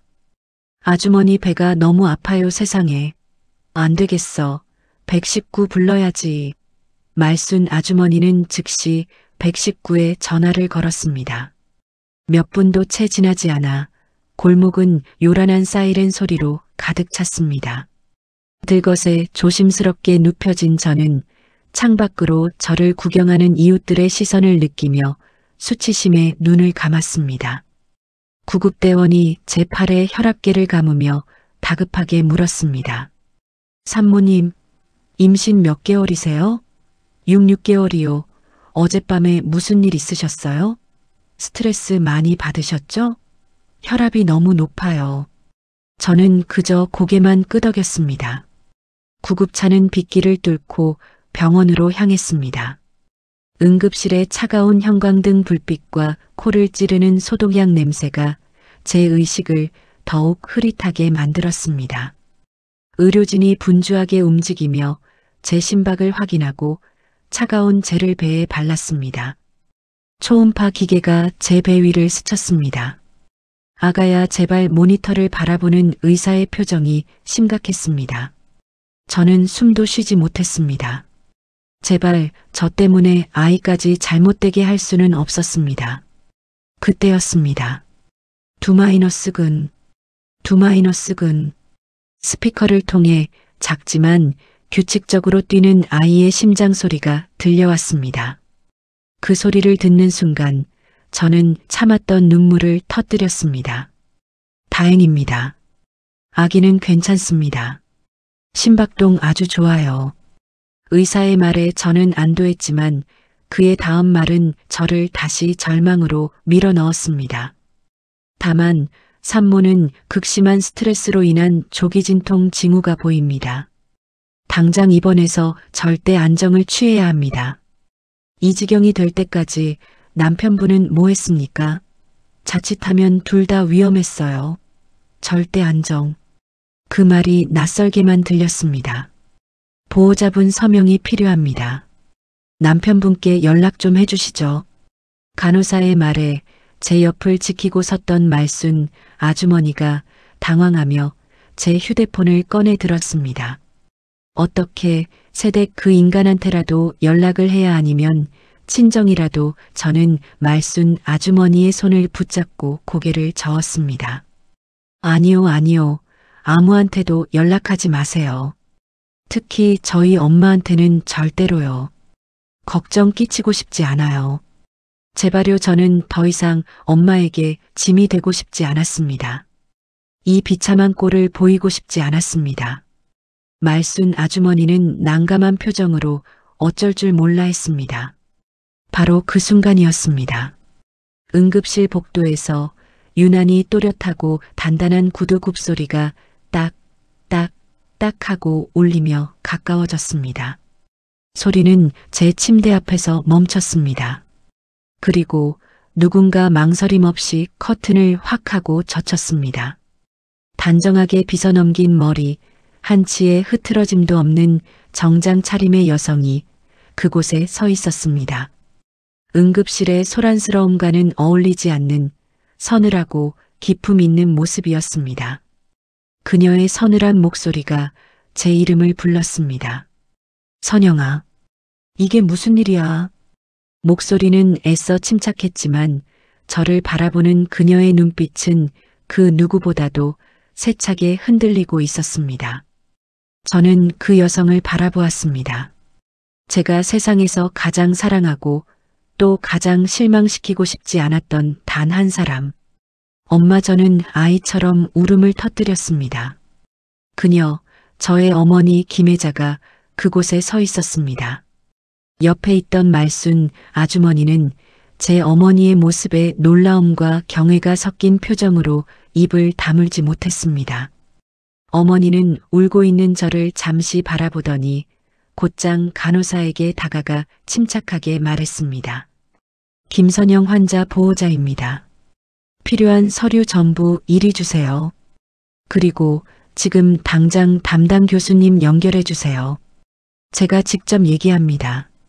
프로페셔널한 그 표정과 말투는 방금 전 저를 보며 흔들리던 어머니의 모습과는 완전히 다른 사람 같았습니다. 응급실의 긴장된 공기가 어머니의 등장 하나로 한순간에 바뀌었습니다. 어머니는 모든 서류 처리를 마친 뒤 제 곁에 앉아 땀으로 축축한 제 손을 꼭 잡았습니다. 그 손은 따뜻하고 믿을 수 없을 만큼 강했습니다. 저는 엄마의 손을 잡고 모호한 안도의 눈물을 흘렸습니다. 지옥에서 구원받은 기분이었습니다. 하지만 그 안도감 속에는 설명할 수 없는 불길한 예감도 함께 일렁였습니다. 엄마가 어떻게 알고 이곳에 온 것일까요? 그리고 이제 모든 것을 알게 된 나의 엄마는 과연 저들을 가만히 둘까요? 저는 깨달았습니다. 이것은 사건의 끝이 아니었습니다. 지옥 같던 결혼 생활에 견디는 막이 내리고 나의 엄마가 등장하는 복수의 막이 이제 막 시작된다는 것을요. 바로 그 시간 제가 응급실에서 어머니의 손을 잡고 있을 때였습니다. 시어머니 최미자는 교회 로비에 앉아 있었습니다. 주일 예배가 끝난 로비는 믹스커피의 달콤한 향기와 교인들의 나직한 수다로 분주했죠. 최미자는 가장 아끼는 꽃무늬 원피스를 차려입고 이 세상에서 가장 상처받은 피해자의 표정을 지어 보였습니다. 그녀는 준비한 듯 손수건으로 눈가를 콕콕 찍어내는 신용까지 했습니다. 그녀는 주변에 둘러앉은 박 집사와 김 권사에게 열을 올리며 며느리 이야기를 꺼냈습니다. 아이고, 박 집사, 김 권사, 말도 마. 내가 기가 막혀서 우리 그 싹퉁머리 없는 며느리 말이야. 어제 글쎄 내가 시어머니가 물려주신 그 3돈짜리 금반지를 훔쳐서 튀었다니까. 아주 작정을 하고 훔쳐갔어. 그녀의 목소리에는 억울함과 분노가 가득했습니다. 주변은 즉각 공감과 혀를 차는 소리로 반응했습니다. 어머머 세상에, 요즘 젊은 것들은 아주 상종을 못해. 효도도 모르고 무서운 줄도 몰라. 뱃속에 애까지 가졌다는 애가 어떻게 그런 무서운 짓을 한대? 박 집사가 혀를 끌끌 찼습니다. 김 권사도 맞장구를 쳤죠. 우리 때는 상상도 못할 일이야. 그런 건 아주 싹부터 잘라버려야 돼. 최 집사 고생이 많아, 정말. 멀리서 예배당의 희미한 찬송가 멜로디가 울려 퍼졌지만 그들의 대화 내용은 새 속의 먼지로 무겁게 가라앉아 있었습니다. 최미자는 그들의 동정 어린 시선 속에서 자신이 완벽한 피해자가 된 듯한 우월감을 만끽했습니다. 바로 그때였습니다. 로비 한편에 걸린 대형 TV에서 난 뉴스가 나오자 모두의 시선이 그곳으로 쏠렸습니다. 화면 속에는 단정하고 기품 있는 한 여성이 법복을 입고 서 있었습니다. 앵커가 말했습니다. 서울고등법원 김혜자 부장판사는 오늘 가정폭력 및 특히 임산부 학대에 대한 엄중한 처벌을 촉구하는 화면을 보던 최미자의 입가에 걸려있던 미소가 순간 굳었습니다. 저 얼굴 어디서 많이 봤는데? 익숙했지만 도저히 기억나지 않는 그 서늘한 얼굴에 불길한 불안감이 목을 죄어왔습니다. 어머, 저 판사님 말씀 참 잘하시네. 그러게 말이야. 아주 똑 부러지네. 저런 사람이 며느리로 들어와야 하는데 주변의 칭찬이 최미자의 귀에는 제대로 들어오지 않았습니다. 그리고 바로 그 순간이었습니다. 교회 사무실 직원이 다급하게 그녀에게 다가왔습니다. 최미자 성도님, 댁에 아무도 안 계셔서 집배원 아저씨가 급한 등기우편이라고 교회로 가져다 주셨네요. 신분증 좀 주말에, 그것도 교회로 온 등기우편. 불길했습니다. 그녀는 신분증을 보여주고 딱딱한 서류 봉투를 받아들었습니다. 봉투를 뜯는 손이 아주 미세하게 떨리기 시작했습니다. 그녀의 눈에 들어온 첫 번째 단어, 고 소장. 그 두 글자가 그녀의 눈을 찔렀습니다. 핏기가 가시며 손이 차가워졌습니다. 고소인 김혜자, 피고인 최미자. 최미자의 눈이 믿을 수 없다는 듯이 활자를 훑쳤습니다. 사건의 내용은 폭행, 협박, 명예훼손, 그리고 임산부 학대 및 주거 강제 퇴거. 봉투 속의 까만 글자들이 최미자의 시야를 어지럽게 흔들었습니다. 방금 전까지 커피 잔을 들고 있던 손이 이제는 고소장을 든 채 사시나무처럼 떨렸습니다. 최 집사 왜 그래? 얼굴이 왜 이래? 뭐 안 좋은 소식이야? 주변의 목소리가 아득하게 멀어졌습니다. 최미자는 그대로 로비 소파에 주저앉았습니다. 그녀는 떨리는 손으로 아들, 박태우, 아들에게 전화를 걸었습니다. 목소리가 제대로 나오지 않았습니다. 태우야, 큰일 났어. 나 고소당했어. 어떤 미친 여자가 글쎄 나를 고소했대. 내가 선영이 쫓아냈다고 폭행했다고. 수화기 너머로 아들의 놀란 숨소리가 들려왔습니다. 뭐? 고소? 누구야? 누가 엄마를 몰라. 이름이 김혜자라나 뭐라나. 글쎄 내가 그 도둑년을 때렸다고. 그 순간 수화기 너머로 지옥 같은 침묵이 흘렀습니다. 1초가 1년 같았습니다. 그리고 이어진 아들의 목소리는 경악 그 자체였습니다. 어머니, 김혜자 그 이름 그게 장모님 성함이에요. 선영이 어머니 이름이요. 쿵. 최미자의 심장이 바닥으로 떨어졌습니다. 얼굴이 종이장처럼 하얗게 질렸습니다. 뭐라고? 김혜자가 내 장모? 네, 맞아요. 분명히 김혜자 맞아요. 그 순간 최미자의 머릿속에서 모든 퍼즐이 맞춰지기 시작했습니다. 상견례 때 어머니는 중요한 일 때문에 못 오신다고 했던 며느리의 말. 대학 교수 아버지만 나타났던 그날. 집안이 평범하다더니 그리고 방금 전 TV에서 봤던 법복을 입고 서늘하게 말하던 바로 그 얼굴. 어머니. 아들의 다급한 목소리가 들려왔지만 최미자는 이미 공포에 얼어붙어 있었습니다. 태우야, 혹시 내 장모가 무슨 일 하시는지 알아? 그건 잘 모르겠어요. 선영이가 그냥 공무원이라고만 했었는데 왜요? 무슨 일 있어요? 아들은 아직 몰랐습니다. 하지만 최미자는 달랐습니다. 그녀의 머릿속에 방금 전 TV 화면이 또렷하게 재생되고 있었습니다. 고소장을 보낸 김혜자와 TV 속 부장판사 김혜자. 그 두 이름이 겹쳐지는 순간 온몸의 피가 차갑게 식어갔습니다. 방금 전까지 자신을 위로하고 동정하던 교회 로비의 수다와 멀리서 들리던 거룩한 찬송가가 이제는 자신을 심판하고 조롱하는 거대한 소용돌이로 변했습니다. 박 집사와 김 권사의 시선이 느껴졌습니다. 동정이 아니었습니다. 그것은 의심과 무서운 호기심이었습니다. 최미자는 찢어진 고소장 봉투를 미친 듯이 꼭 쥔 채 다시 한번 그 무서운 글자들을 읽었습니다. 고소인 김혜자. 불길한 예감은 단순한 걱정을 넘어 그녀의 숨통을 조이는 현실의 위협으로 다가왔습니다.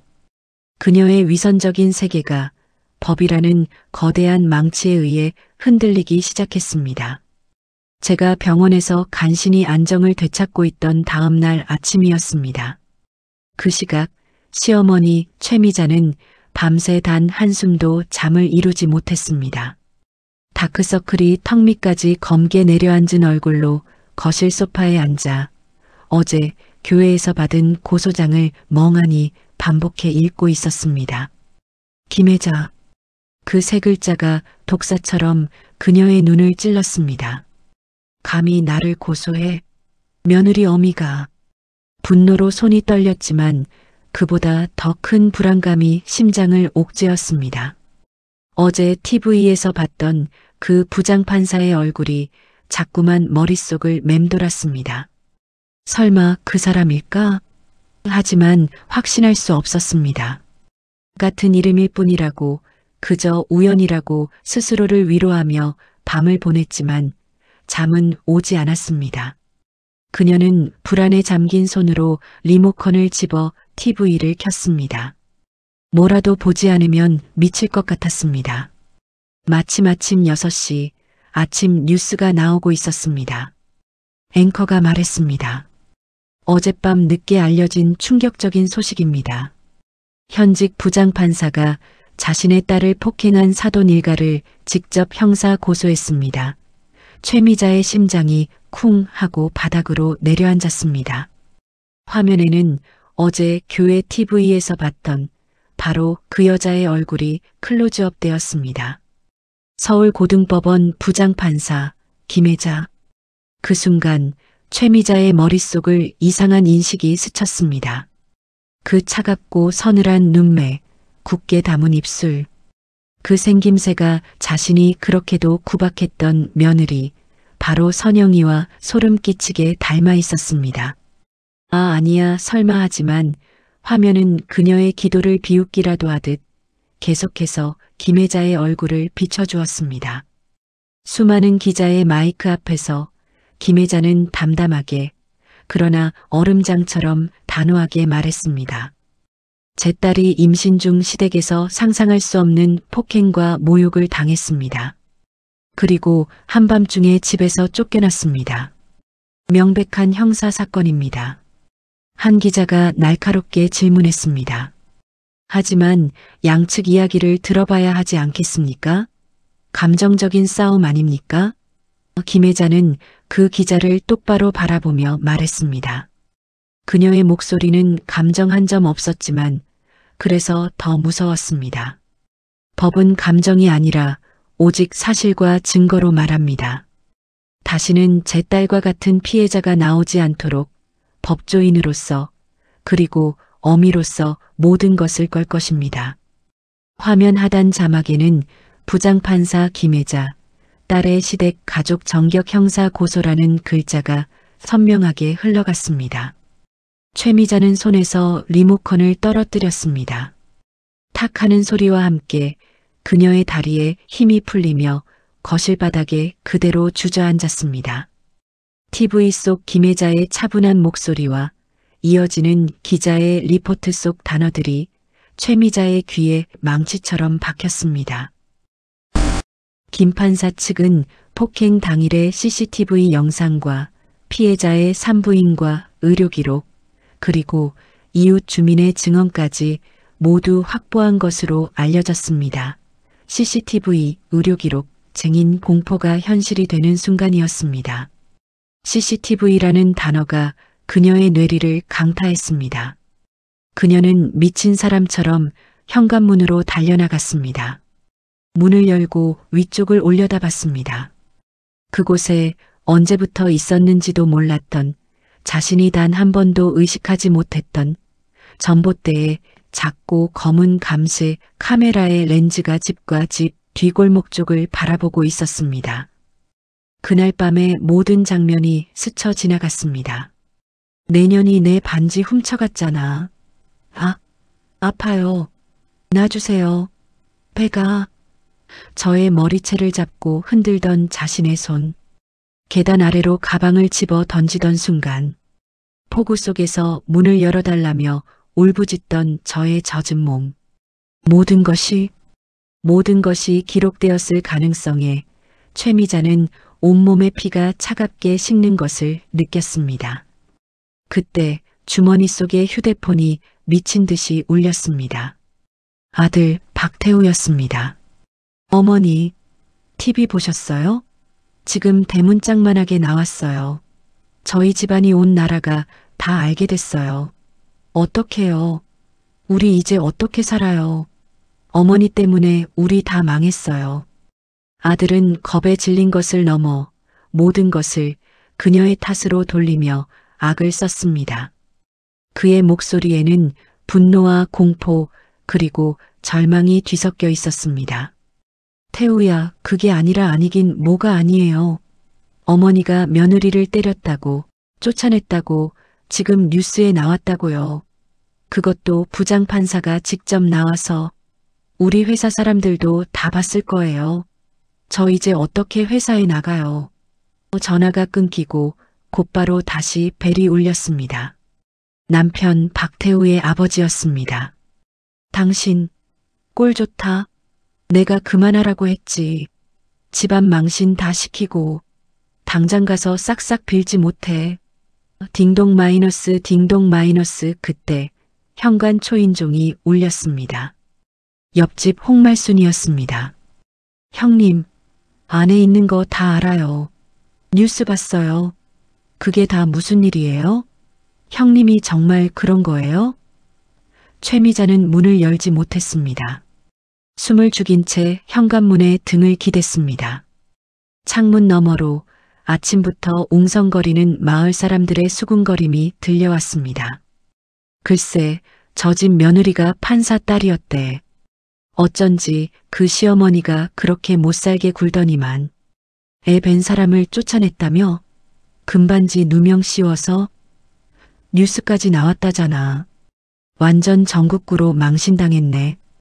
그녀가 평생을 바쳐 쌓아 올린 체면과 가정이라는 성이 법과 언론이라는 거대한 포크레인에 의해 산산이 부서지고 있음을 최미자는 비로소 깨달았습니다. 그녀의 세계는 오늘 아침 완벽하게 끝났습니다. 뉴스가 온 세상을 뒤덮은 지 사흘. 최미자는 그 사흘간 단 한순간도 잠들지 못했습니다. 전화기는 불이 났고 남편은 방에서 나오지도 않았으며 아들 태우는 전화를 걸어 이제 어떻게 하실 거예요? 라며 악을 썼습니다. 그녀는 이 모든 것을 되돌려야 했습니다. 그녀는 병원으로 향했습니다. 일부러 가장 멀쩡하고 값비싼 옷을 차려입고 핸드백을 들었습니다. 나는 며느리를 걱정하는 시어머니라는 연극을 위해서였죠. 하지만 애써 꾸민 겉모습과 달리 가슴속의 불안은 도저히 감출 수가 없었습니다.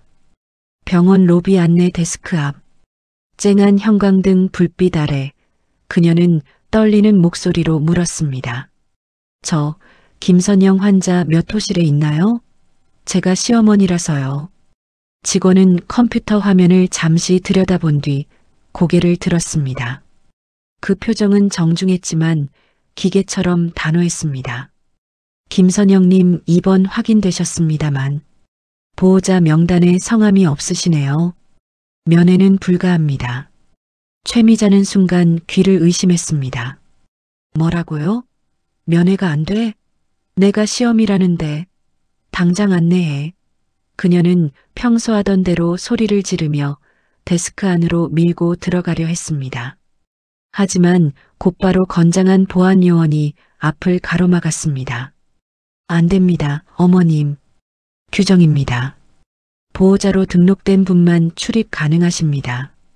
여기서 계속 소란 피우시면 저희도 업무방해로 조치할 수밖에 없습니다. 업무방해. 조치. 평생 남을 통제하고 호령하며 살아온 최미자가 고작 병원 규정이라는 차가운 벽에 가로막힌 것입니다. 병원 복도에는 휠체어 바퀴 구르는 소리, 아이 우는 소리, 의사를 찾는 안내 방송 소리, 그 평범한 낮 시간의 소음이 가득했지만 그 모든 소음은 최미자를 철저히 고립시켰습니다. 그녀는 화장실로 도망치듯 숨었습니다. 거울 앞에 선 그녀는 자신의 초췌하고 일그러진 얼굴을 보며 결국 오열했습니다. 분노와 억울함, 그리고 수치심이 뒤엉킨 울음이었습니다. 그때였습니다. 칸막이 너머로 복도에서 들려오는 듯한 대화 소리가 그녀의 귀를 찔렀습니다. 청소 노동자들의 목소리 같았습니다. 들었어? 저기 1205 특실 말이야. 그 뉴스에 나온 부장판사 딸. 알지. 시어머니가 아주 개망난이라며. 애 뵌 사람을 머리채 잡고 쫓아냈다며? 어휴. 그래서 어제 의사들이 그러는데 스트레스성 조기진통 징후가 너무 심해서 자칫했으면 아기까지 위험했대. 완전 살인 미수지, 그게. 조기진통? 아기까지 위험했다. 그 단어들이 얼음 송곳이 되어 그녀의 가슴을 후벼 팠습니다. 그녀가 원한 것은 며느리를 길들이는 것이었지 손주의 목숨이 아니었습니다. 아주 잠깐 희미한 죄책감이 그녀의 목을 조였습니다. 로비로 힘없이 걸어 나오자 누군가 차분한 발걸음으로 그녀에게 다가왔습니다. 김혜자였습니다. 최미자는 숨이 멎는 듯한 태어나서 처음 겪어보는 거대한 굴욕감을 느꼈습니다. 김혜자는 법복 대신 단정한 정장을 입고 있었지만 그 서늘한 위엄은 TV에서 보던 것보다 더 압도적이었습니다. 최미자는 자신도 모르게 무릎이라도 꿇을 듯 비굴하게 말을 더듬었습니다. 사부인. 저기 오해입니다. 제가 정말 선영이 보러. 김혜자는 그런 최미자를 마치 길바닥에 벌레를 보는 듯한 눈으로 내려다보았습니다. 그녀의 냉정한 목소리가 최미자의 귓가에 박혔습니다. 사부인? 그런 호칭은 당신 같은 사람한테 듣고 싶지 않군요. 제발 한 번만 용서해 주십. 사과는 우리 선영이가 아니라 법정에서 판사에게 하십시오. 최미자의 간청에도 그녀의 표정은 단 하나 변하지 않았습니다. 김혜자는 그대로 엘리베이터 버튼을 누르며 최미자를 향해 돌아섰습니다. 내 딸이 임신 6개월의 몸으로 폭우 속에서 당신에게 머리채를 잡힌 채 쫓겨나던 그 밤을 기억합니까? 김혜자의 목소리는 낮았지만 그 어떤 고함보다 무서웠습니다. 그때 당신은 이런 날이 올 줄 정말 몰랐습니까? 그 말은 최미자의 남은 자존심마저 산산조각 내며 후려쳤습니다.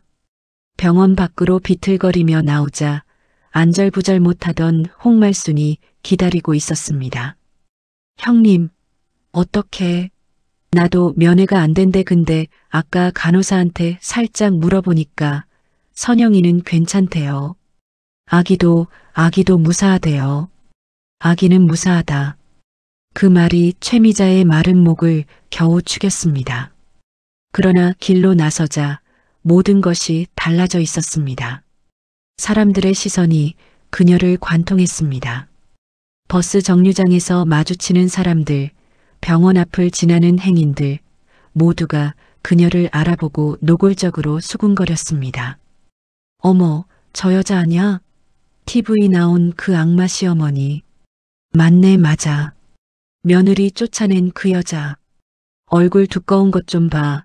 병원엔 왜 왔대? 최미자는 자신이 TV에 나온 그 시어머니가 되었음을 실감했습니다. 보호자 명단에 없음. 그녀는 규정 앞에 선 채로 법과 제도가 가하는 무자비함과 이 끔찍한 사회적 굴욕을 뼈저리게 느꼈습니다. 그녀가 평생을 지키려 했던 모든 것이 무너져 내린 완벽한 영혼의 어두운 밤이었습니다. 일주일 뒤 법원 앞은 그야말로 인파로 북새통을 이루었습니다. 수십 대의 방송 카메라, 쉴 새 없이 자리를 찾는 기자들, 그리고 이 떠들썩한 부장판사 며느리 학대 사건의 결말을 보러 온 시민들까지 각기 다른 목적을 지닌 수백 개의 눈빛이 법원 입구를 뜨겁게 채우고 있었습니다. 오전 9시 검은색 세단이 멈춰서고 김혜자가 차에서 내리자 수백 개의 플래시가 동시에 터졌습니다. 기자들이 그녀를 향해 몰려들었고 수십 개의 마이크가 마치 뱀의 혀처럼 그녀의 입을 향해 뻗어 나왔습니다. 부장판사님, 현직 판사로서의 지위를 이용한 사적 보복이라는 비난에 대해 어떻게 생각하십니까? 합의 의향은 전혀 없으신 겁니까? 시어머니 측의 사과를 받으실 생각은 없으신지요? 질문은 집요하고 어떤 것은 노골적으로 공격적이었습니다. 하지만 김혜자는 법복 대신 단정한 검은색 정장 차림으로 그 모든 광기 앞에서 조금도 흔들리지 않았습니다. 그녀는 가장 큰 소리로 질문한 기자를 똑바로 바라보며 차분히 입을 열었습니다. 오늘은 판사가 아니라 폭행 피해자의 어미로 이 자리에 섰습니다. 제 딸의 일은 개인의 불행이나 가정사가 아니라 명백한 증거를 가진 사회적 범죄입니다. 증거라면 시어머니 측이 주장하는 금반지 도난건에 대해서는 어떻게 생각하십니까? 법은 감정이 아니라 오직 사실과 증거로 말합니다. 모든 것은 저 문 너머 법정에서 밝히겠습니다. 그녀는 그 말을 끝으로 쏟아지는 질문들을 뚫고 법원 안으로 들어갔습니다. 잠시 후 피고인 최미자가 아들 박태우의 부축을 받으며 나타났습니다. 그녀는 마치 장례식장에 가는 사람처럼 검은 옷을 입고 선글라스와 마스크로 얼굴을 꽁꽁 가리고 있었습니다. 하지만 그녀가 나타나자마자 기자들의 플래시 세례와 함께 시민들의 고함이 터져 나왔습니다. 악마, 애 뵌 사람을 어떻게 그럴 수가 있어. 사과해. 최미자는 그 소리에 놀라 비틀거렸고 변호인과 아들에게 거의 끌려가다시피 법원 안으로 도망쳤습니다. 법정 내부는 그 어떤 소음도 허락되지 않는 묵직한 긴장감으로 가득 차 있었습니다. 피고인석에 앉은 최미자는 얼굴을 가린 채 덜덜 떨고 있었습니다. 재판이 개정되고 검사는 차례대로 증거를 제시하기 시작했습니다. 첫 번째 증거는 그날 밤의 전봇대 CCTV 영상이었습니다. 법정 대형 스크린에 소리 없는 흑백 영상이 재생되기 시작했습니다. 영상 속에서 최미자는 선영의 머리채를 잡고 있었습니다. 임신 6개월의 며느리는 속수무책으로 흔들렸습니다. 가방이 현관 밖으로 내던져지고 계단을 요란하게 굴러떨어지며 그 안의 물건들이 쏟아지는 장면. 선영이 폭우 속에서 무릎을 꿇고 문을 두드리다 결국 절망적으로 돌아서는 마지막 모습까지. 화면은 소리가 없었지만 그 노골적인 폭력성은 그 어떤 비명보다 더 크게 법정 안을 울렸습니다. 방청석에서는 숨죽인 탄식과 나직한 욕설이 터져나왔습니다. 최미자는 차마 그 화면을 보지 못하고 고개를 숙인 채 자신의 손만 내려다보았습니다. 자신의 손이 저질렀던 그날의 일이 이렇게 만천하에 공개되는 순간이었습니다. 두 번째 증거는 응급실 진료 기록이었습니다. 피해자는 극심한 스트레스로 인한 조기진통 징후를 보였으며 이는 산모와 태아 모두에게 치명적인 위험을 초래할 수 있었습니다. 이는 단순 폭행이 아닌 살인 미수에 준하는 검사의 무미건조한 목소리가 최미자의 심장을 찔렀습니다. 세 번째 증거는 증인 홍말순이었습니다. 증언대에 올라선 말수는 떨렸지만 담담한 목소리로 그날 새벽의 일을 증언했습니다. 그날 밤 비가 그렇게 쏟아지는데 편의점 앞에서 온몸이 얼음장이었어요. 저러다 사람 죽겠다, 애기까지 큰일 나겠다 싶어서 제가 데리고 갔습니다. 모든 증거 제시가 끝나자 최미자의 변호인이 최후의 반론을 시도했습니다. 재판장님, 이는 가정 내의 불화가 그 금반지 분실 사건으로 인한 피고인의 우발적인 그때 판사가 변호인의 말을 잘랐습니다. 변호인, 지금 변호인이 주장하는 그 금반지 분실이 저 CCTV 영상과 응급실 진료 기록이라는 증거의 무게와 도대체 무슨 상관이 있습니까? 그 한마디가 최미자가 붙잡고 있던 마지막 동아줄을 끊어버렸습니다. 그녀의 도둑 누명이라는 유일한 무기는 법정에서 아무런 힘도 쓰지 못했습니다.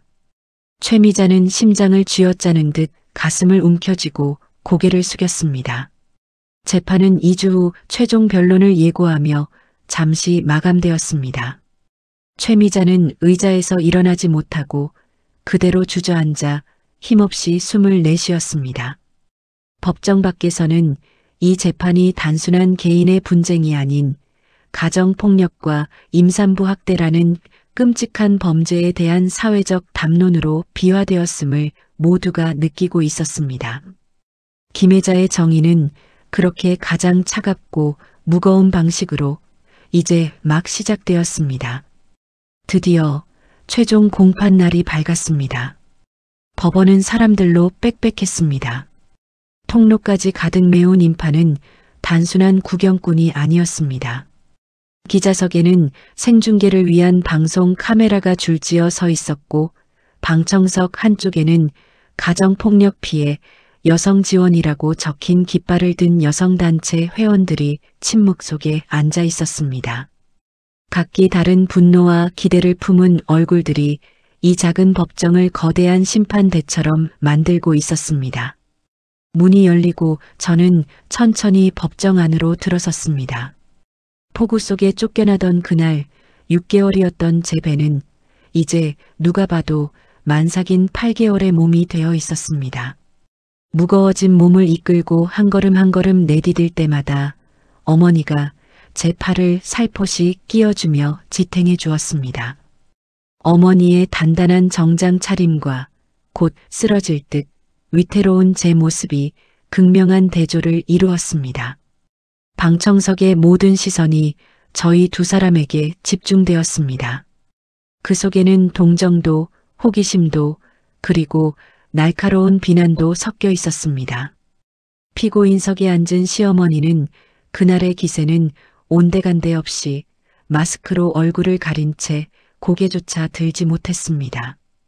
판사의 묵직한 목소리가 법정의 공기를 갈랐습니다. 피해자 김선영 씨, 증언대에 서시겠습니까? 몸이 무거우니 앉아서 하셔도 좋습니다. 아닙니다. 서서 하겠습니다. 저는 어머니의 손을 놓고 천천히 증언대 앞으로 걸어 나갔습니다. 마이크 앞에 선 제 목소리는 처음엔 낙엽처럼 떨렸지만 곧 단단해졌습니다. 저는 결혼하면 행복할 줄 알았습니다. 하지만 그 집에서 저의 자리는 없었습니다. 끝없는 제사 준비와 집안일, 그리고 아들을 낳아야 한다는 압박 속에서 저는 그저 견뎌왔습니다. 시어머니가 어깨를 움찔하는 것이 보였습니다. 하지만 금반지 사건 이후 저는 사람이 아니었습니다. 저는 도둑년 취급을 받았고 임신 6개월의 몸으로 그 폭우 속에 쫓겨났습니다. 제 목소리가 울먹임으로 갈라지기 시작했습니다. 그날 밤의 공포가 빗물의 차가운 감촉이 온몸에 되살아나는 듯 했습니다. 갈 곳이 없었습니다. 이 뱃속의 아이와 함께 편의점 벤치에서 밤을 샜습니다. 저는 그저 제 아이를 지키고 싶었을 뿐입니다. 결국 저는 울음을 터뜨렸고 방청석 여기저기서 숨을 삼키는 소리와 함께 훌쩍이는 소리가 들려왔습니다. 검사는 자리에서 일어섰습니다. 존경하는 재판장님, 피해자의 증언과 같이 본 사건은 단순 가정불화가 아닙니다. 명백한 CCTV 증거, 피해자를 조기진통으로 몰아넣은 응급실 진료 기록, 그리고 이웃 주민의 일관된 증언은 피고인의 폭력성과 잔인성을 명백히 입증합니다. 이는 태아와 산모, 두 생명을 위협한 중범죄입니다. 피고인에게 징역 1년을 구형합니다. 시어머니의 변호인이 황급히 일어났습니다. 재판장님, 이는 정서적인 맥락을 보셔야 합니다. 피고인 역시 가보인 금반지를 잃은 충격으로 우발적 사건이었습니다. 지금은 깊이 반성하고 있습니다. 하지만 이미 증거의 무게는 방청석의 공감을 잃은 뒤였습니다. 판사는 시어머니를 향해 말했습니다. 피고인 최미자, 최후 진술하십시오. 시어머니는 마스크를 살짝 내렸습니다. 퉁퉁 부은 얼굴로 저를 향해 떨리는 목소리를 내뱉었습니다. 죄송합니다. 제가 다 잘못했습니다. 용서해 주십시오. 그녀는 음졸였지만 저는 그 말을 듣는 대신 고개를 돌려버렸습니다. 저 사과는 진심이 아니었습니다. 저것은 카메라를 향한, 판사를 향한, 형량을 줄이기 위한 마지막 발악일 뿐이었습니다. 법정은 숨막히는 침묵에 잠겼습니다. 판결문 낭독의 시간이었습니다. 판사는 천천히 그리고 또렷하게 주문을 읽어내려갔습니다. 주문. 피고인 최미자를 폭행, 협박, 명예훼손, 임산부보호법 위반 혐의로 징역 6개월에 처한다. 시어머니의 눈이 커졌습니다. 다만 피고인이 초범인 점, 고령인 점을 참작하여 형의 집행을 2년간 유예한다. 시어머니가 안도의 한숨을 내쉬려는 바로 그 순간 판사의 말이 이어졌습니다. 또한 피고인에게 사회봉사 200시간, 그리고 피해자 김선영 씨에 대한 접근금지 명령을 2년간 명한다. 땅, 땅, 땅, 망치 소리와 함께 법정은 잠깐의 울림을 가졌습니다. 시어머니는 그 자리에 그대로 무너져 의자에 주저앉았습니다. 방청석에서는 여성단체 회원들의 힘찬 박수와 그것밖에 안 되냐? 는 일부의 탄식이 교차했습니다. 어머니가 저를 끌어안았습니다. 저는 어머니의 품에서 그동안 참아왔던 모든 눈물을 쏟아냈습니다. 법정 밖은 다시 아수라장이었습니다. 기자들이 저희 모녀에게 몰려들었습니다. 어머니는 제 등을 감싸 안고 카메라를 향해 단호하게 선언했습니다. 이 판결은 사적인 보복이 아닙니다. 이것은 법의 테두리 안에서 얻어낸 정의의 승리입니다. 다시는 제 딸과 같은 피해자가 이 땅에 나오지 않도록 저는 모든 피해자들의 지원을 약속할 것입니다. 어머니의 그 선언, 저 한 사람의 싸움이 우리 모두의 싸움으로 번지는 순간이었습니다. 저 멀리 시어머니가 아들의 부축을 받으며 기자들을 피해 뒷문으로 조용히 그리고 초라하게 퇴장하는 모습이 보였습니다. 오늘의 판결은 한 개인의 삶을 송두리째 바꿨습니다. 그리고 동시에 가정이라는 이름으로 묵인되어 왔던 범죄에 대해 우리 공동체의 기준을 다시 세우는 거대한 시작이 되었습니다. 그 지옥 같던 법정의 문을 나선 지 1년이라는 시간이 흘렀습니다. 계절은 다시 가을로 돌아왔고 따사로운 가을볕이 고즈넉한 한옥의 단풍잎을 붉게 물들이는 눈이 시리도록 아름다운 날이었습니다. 저는 오늘 제 딸 하윤이의 첫돌을 맞아 작은 잔치를 열었습니다. 장소는 시끄러운 뷔페가 아닌 어머니와 제가 함께 고른 작은 한옥 카페였습니다. 대청마루 안은 갓 볶은 원두의 고소한 향기와 사람들의 따뜻한 온기로 가득했습니다. 초대한 손님은 많지 않았습니다. 제가 가장 비참했던 순간 기꺼이 손을 내밀어 주었던 고마운 분들 뿐이었죠. 아이고, 우리 하윤이, 이모 할미 왔다. 저 멀리서 시장에서 마기를 마치고 오신 듯한 장봉남 아주머니가 커다란 과일 바구니를 들고 환하게 웃고 계셨습니다. 어머, 아주머니, 바쁘신데 여기까지 어떻게 오셨어요? 바쁘긴 뭐가 바빠. 우리 공주님 첫 생일인데. 자, 이거 시장에서 제일 좋은 놈으로만 골라왔어. 판사 사부인도 드시라고 해.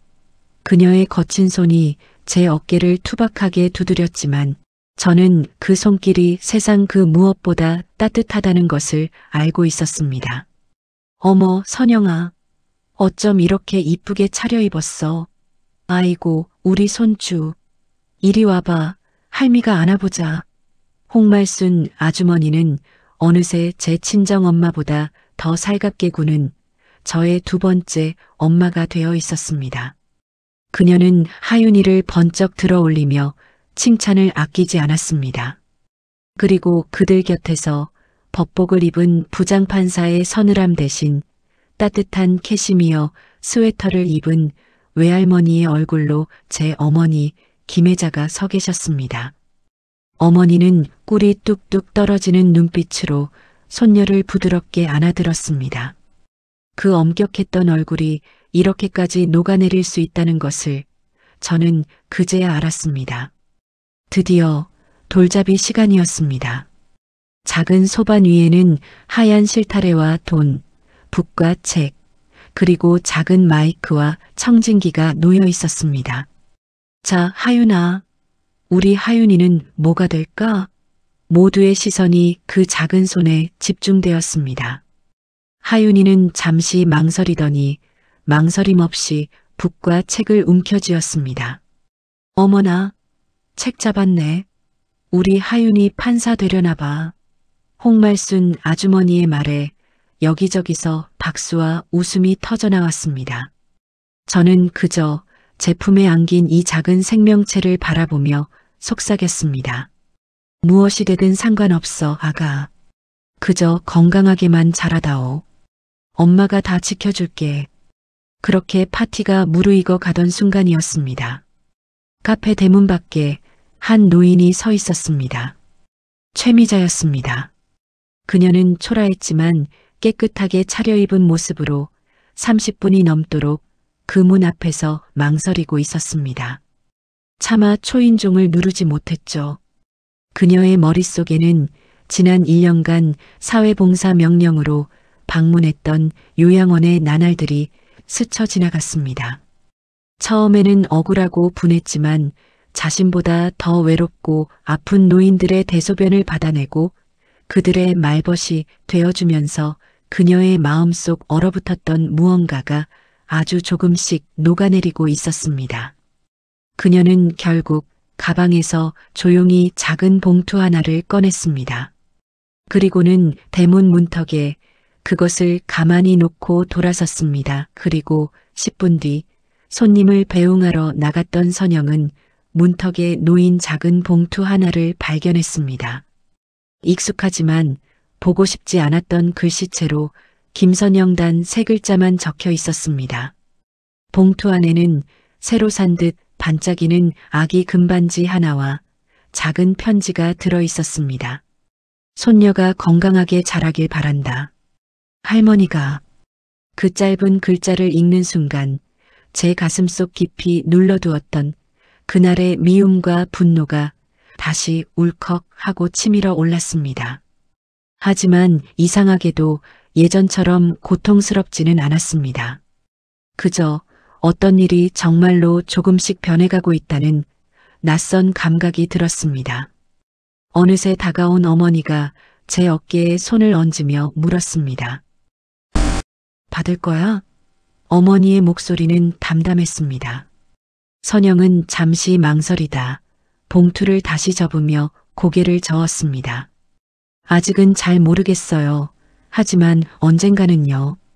용서는 그 사람을 위한 것이 아니라 저 자신을 위한 것이라는 걸 어렴풋이 알게 되었으니까요. 어머니는 그런 선영을 그저 조용히 감싸 안아주었습니다. 최미자는 멀어지는 골목길을 혼자 걸었습니다. 그녀는 뒤돌아보지 않았습니다. 그것이 그녀가 할 수 있는 최선의 속죄임을 알고 있었습니다.